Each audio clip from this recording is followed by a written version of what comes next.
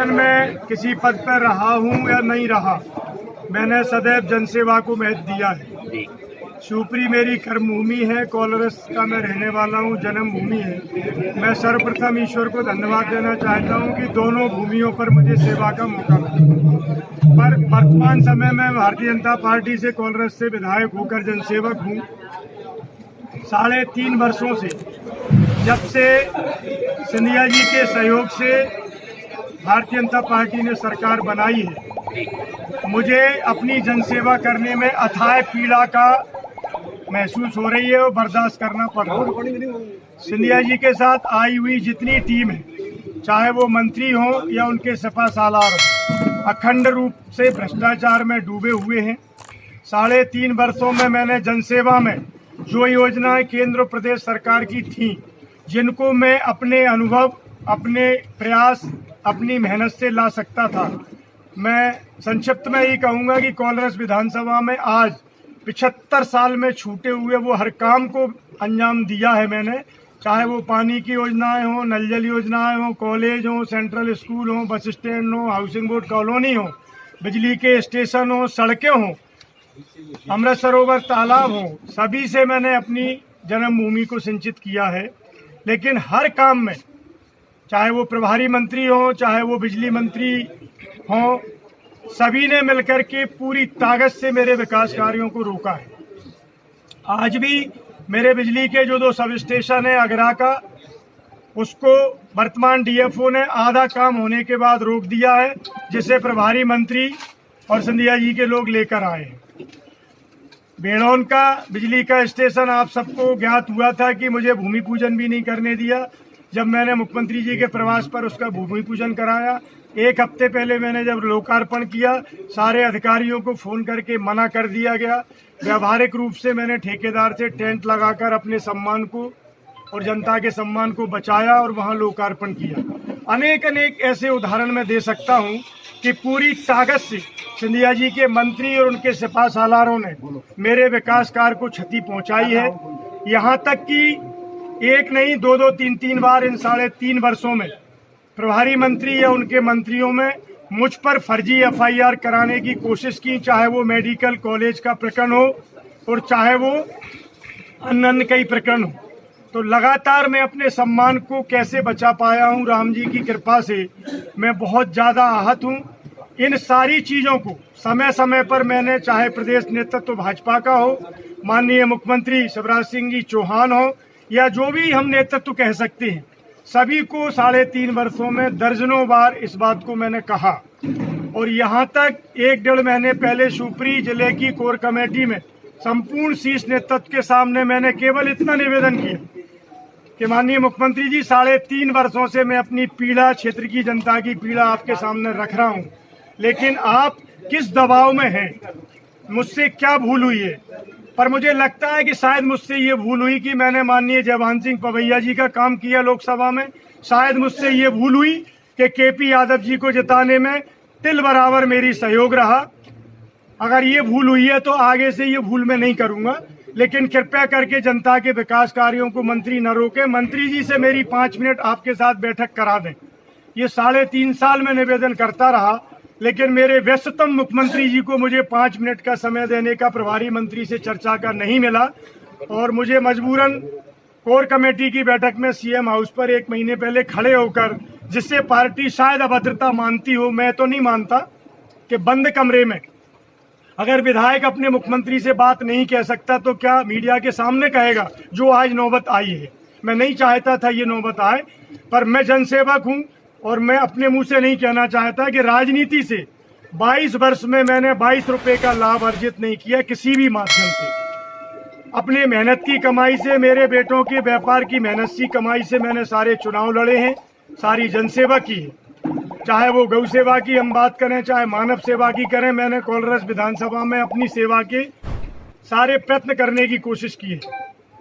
पर जब मुझे लगा कि भारतीय जनता पार्टी में ग्वालियर चंबल में या ग्वालियर गुना लोकसभा में भारतीय जनता पार्टी हमारी बात को सुनना नहीं चाहती है, व्यक्ति विशेष और किसी परिवार के दबाव में मूल भारतीय जनता पार्टी के कार्यकर्ता को यहाँ कोई शरण नहीं मिलने वाली है, तो मुझे लगा कि मुझे अब निश्चित रूप से इस परिवार से पृथक होना चाहिए और इन पीड़ाओं के कारण मैं आज ये निर्णय ले रहा हूँ। प्रमुख कारण यही है। दूसरा कारण है, जैसे मैंने विधानसभा में शिवपुरी जिले के 2 वर्ष से चल रहे 84 करोड़ के घोटाले की बात उठाई विधानसभा प्रश्न के माध्यम से, तो मेरी शायद पार्टी को ठीक नहीं लगा हो, पर मैंने चर्चा की। उस चर्चा में केपी सिंह जी भी बोले, कांग्रेस के विधायक। लेकिन मुझे दुख है कहते हुए उन किसान भाइयों को हौसला और हिम्मत देना चाहता हूं, जिनके 10-10, 20-20 लाख रुपए जमा है, जिनके घर में दुर्भाग्य से किसी के कैंसर है, किसी की बच्ची की शादी होना है। लगातार 3 साल प्रयास करने के बाद उस विषय पर भी न विधानसभा में गंभीरता से लिया गया, न माननीय मंत्री अरविंद भदौरिया जी सहकारिता मंत्री ने उस विषय को लिया। अनेक बार, दर्जनों बार चर्चा करने के बाद मैं हताश हो गया और आज वो जो गरीब किसान जिसका 10 लाख, 5 लाख, 20 लाख जमा है, उसको 2-2 हजार रुपए एक बार जाने पे मिल रहे हैं। तो इस तरह की जन समस्याओं की सहकारिता घोटाला। और चाहे गौ सेवा की बात करें, मैंने 2 बार विधानसभा प्रश्न लगाए हैं पिछले 1 सालों में कि गौ माता को केवल 15 रुपए आप अनुमान देते हो और 30 रुपए मिलता है आपका उत्तर प्रदेश में, और पड़ोस के राज्य कांग्रेस शासित राज्य राजस्थान में भी इससे अधिक मिलता है। तो मैंने विधानसभा प्रश्न के माध्यम से भी गौ माता की चिंता करने की कोशिश की, क्योंकि मेरा विशेष लगाव है। लगाया जा रहा है कि आप शिवपुरी विधानसभा से कांग्रेस को उम्मीदवार होंगे। मेरा कोई निर्णय नहीं है, ना मैंने कोई पार्टी का निर्णय लिया आज, ना मैंने शिवपुरी विधानसभा का, ना कोलारस विधानसभा का।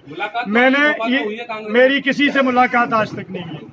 कांग्रेस के लोग अपेक्षा करते हैं, उम्मीद करते हैं, जगह जगह से खबर करते हैं, ये बात आप तक भी पहुंचती है, मुझ तक भी आती है। ये कहीं पार्टी पे दबाव तो नहीं है? ये कहीं पार्टी पे दबाव तो नहीं है? नहीं, कोई दबाव नहीं है।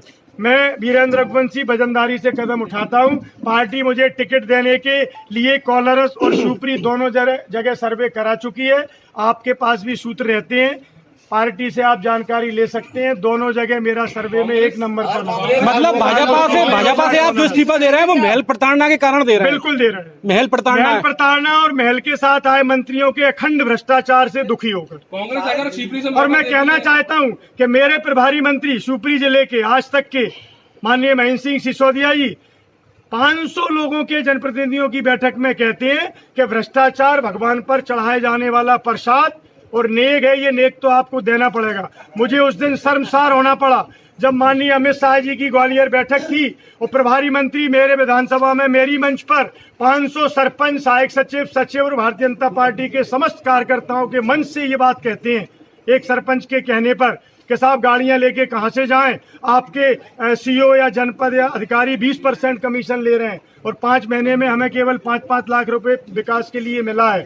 तो प्रभारी मंत्री मेरे ही मंच पर मेरी विधानसभा को शर्मसार करते हैं, भारतीय जनता पार्टी को शर्मसार करते हैं कि मंदिर जाते हो, प्रसाद चढ़ाते हो, माला चढ़ाते हो, ये भी नेक है, आपको देना पड़ेगा। और वो प्रभारी मंत्री पिछले 6 महीने से पद पर बैठे हुए हैं।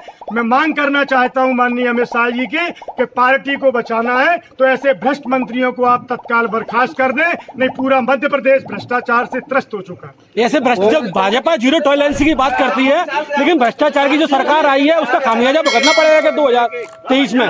विचारधारा संतुष्ट नहीं है? बिल्कुल नहीं है। भारतीय जनता पार्टी की विचारधारा अच्छी थी, अच्छी होगी, लेकिन जब से जोड़ तोड़ की सरकार बनाई है मेरा मध्य प्रदेश त्राही हो गया है। मैं और कोई आरोप नहीं लगाना चाहता, इतना ही कहना चाहता हूं कि भ्रष्टाचार के साथ साथ ऐसे अनेक ऐब इनके मंत्रियों में है जो प्रदेश को शर्मसार करने वाले हैं। धर्मपुरा आदर्श गौशाला में मैं अपने प्रणपण से ज्यादा प्यार करके उन गौ माताओं की सेवा में खड़ा हूं। मैं जब आहत हुआ, जब विधानसभा प्रश्न में ये जवाब आया कि सरकार इस पर न कोई विचार कर रही है, न करना चाहती है, तो मैं पूछना चाहता हूं माननीय मुख्यमंत्री जी, जिस गौ माता को नाम लेकर हम भारतीय जनता पार्टी के रूप में आज तक कार्यकर्ता गली गली में वोट मांगते थे, उस गौ माता के लिए बजट में 1 रुपए आपने विधानसभा प्रश्न और मेरी मांग पर रखने की कोशिश नहीं की। वो 15 रुपए भी आप अलग अलग विभागों से भीख सी मांग करके डलवाते हैं, 5-5 महीने तक उसका भुगतान नहीं होता। आज भी आदर्श गौशाला धर्मपुरा का 5 महीने का भुगतान बाकी है। लाखों रुपया मैंने अपने मेहनत बच्चों की कमाई से वहां लगाकर गौ माता को बचा के रखा है। तो इस तरह की संवेदनशीलता पर भी ये भारतीय जनता पार्टी का नेतृत्व और भारतीय जनता पार्टी के माननीय मुख्यमंत्री जो आज तक मेरे मुख्यमंत्री थे, मैं आज उनको नमस्कार करना चाहता हूं, क्योंकि जनसेवा मेरा लक्ष्य है। जोड़ तोड़ की सरकार आपने कैसे बनाई, हम लोगों को, मूल भाजपाइयों को ग्वालियर चंबल संभाग में जिस तरह कुचला जा रहा है, मैं आह्वान करना चाहता हूं मूल भाजपाई कार्यकर्ताओं से, साथियों अपना राजनीतिक जीवन बचाना है तो आप मेरे आह्वान पर ऐसी भारतीय जनता पार्टी और ऐसी सरकार को त्याग कर जनसेवा का संकल्प लें। तो मैं आपका यही स्टेप निवेदन करना आपका स्टेप चाहता क्या हूं। रहा है?